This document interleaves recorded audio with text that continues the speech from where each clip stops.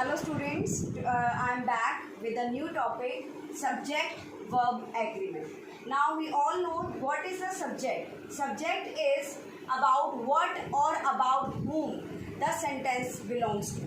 Okay, like Nitesh goes to the market. So Nitesh is our subject. Okay, like the fragrance of red roses is very sweet. So the fragrance of red roses is our subject. Now verb.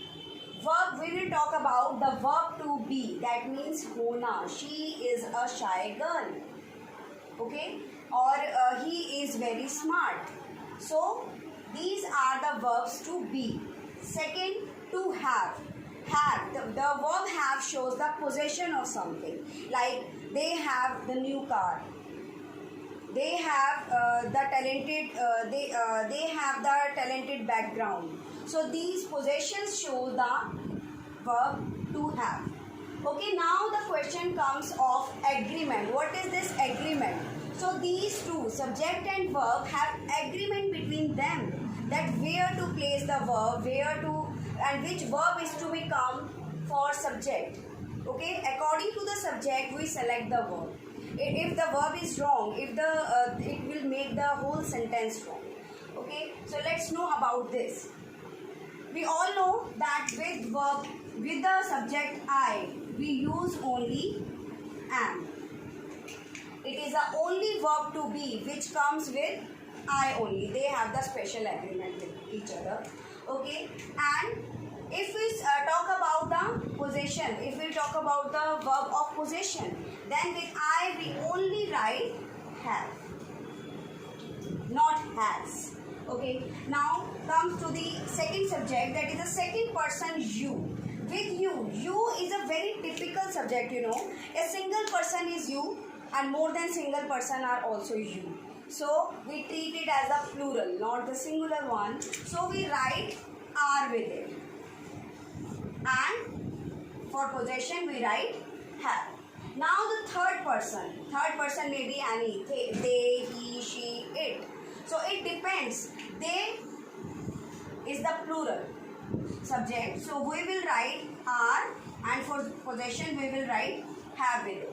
Okay. Now he, she, it, they are singulars. So with singulars we write is, and for possession has. For possession or for present perfect tense we write has. When it comes to the past perfect tense or the past possession, so had verb comes, so it does not confuse you actually. But these has and have often confuse the students where to apply them. So these subjects are very common and very simple to learn, but there are many more subjects which confuses the students. Okay, so we are going to learn about them only. The subjects like either, neither, each, every, everyone, anyone, a lot of, a plenty of. Okay, so all these subjects, if we have these words as the subject, so we will treat them as singulars. Okay, let's do the exercise to clear the concept more understandable to you. Okay. Okay, now I am here with the exercise of the subjects that often confuse the students, that which verb has to come. Like if there is be, so we have to write the options of be, the categories of be, like is, are, am, was, were.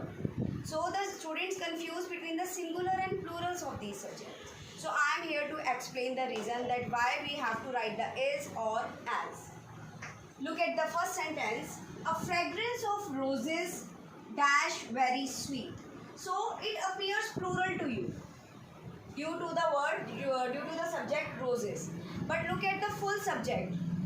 Look at the full subject, a fragrance. This is our subject, which is singular.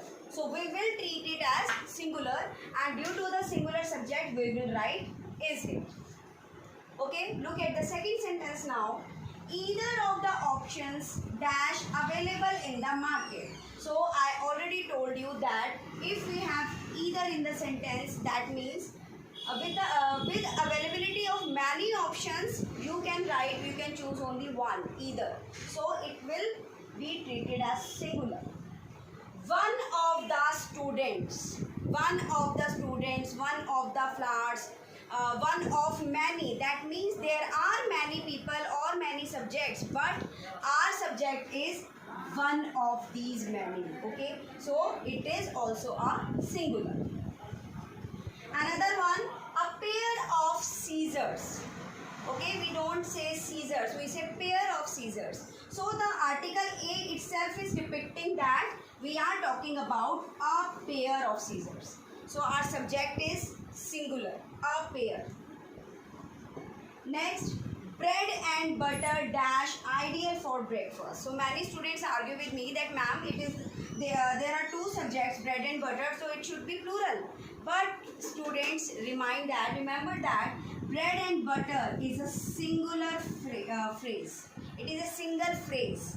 Bread and butter comes together. So we will treat it as singular. Bread and butter is ideal for the breakfast. Neither Sonal nor Rahul, यानी दोनों में से कोई भी नहीं. Okay, neither Sonal nor Rahul. So it is again, I have already told you that neither and either are treated as singular. So is coming. Okay.